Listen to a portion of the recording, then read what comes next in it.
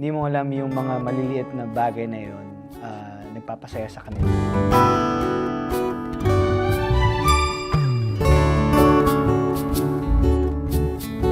By being supportive. Ako ganun ako sa mga friends ko. Kasi tayo mga Pinoy, tayo sa mga tao sa social media, syempre pag may achievement ka, gusto mong i-post, gusto mong ipakita sa mundo na proud ka sa ginawa mo, sa sarili mo, sa achievement mo. So, instead of mo, like mo, comment ka, congrats, good luck. Kasi hindi mo alam yung mga maliliit na bagay na yun, nagpapasaya sa kanila.